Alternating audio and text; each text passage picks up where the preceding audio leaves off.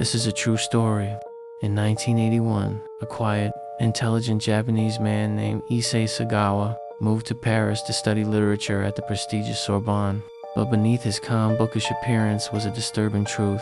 He was obsessed with cannibalism, not for survival, not for hunger, but for beauty, control, and power. Since childhood, he fantasized about eating women. He claimed it was the only way to truly possess someone. And in Paris, surrounded by students and freedom, he decided to act on that fantasy.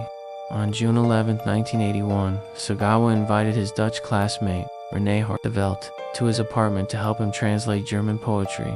She was kind, thoughtful, and trusted him. She sat on the floor, reading aloud, and that's when he shot her in the back of the neck with a hunting rifle. She died instantly. Then the horror began. Over the next 2 days, he ate her. He sliced pieces from her thighs and buttocks, cooked them in a frying pan with mustard and salt, and ate them with a knife and fork. He described her flesh as soft as sashimi and said it melted in his mouth like raw tuna. He took dozens of photos and wrote in his journal how empowered he felt. He wanted to absorb her essence to become one with her. He even tried to eat her nose and nipples. Eventually, he packed the remaining body parts into 2 suitcases and called a taxi.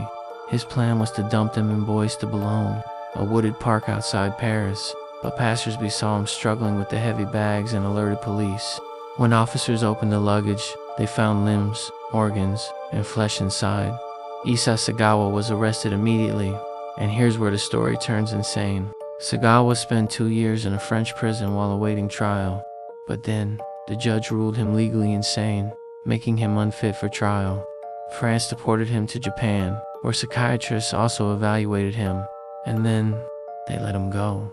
Because France dropped the charges and Japan had no jurisdiction, Sagawa was freed. He was declared sane in Japan, meaning he walked free. No prison, no punishment.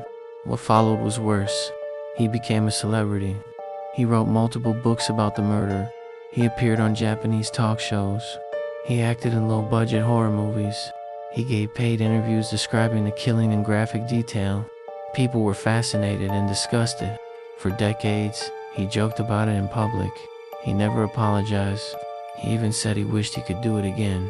He lived free until 2022, when he died of pneumonia at age 73. This isn't fiction. This isn't a creepy. This happened, and the world let it happen. One thing's for sure. They tried to hide this, but now you know. Follow They Tried to Hide This for more true horror.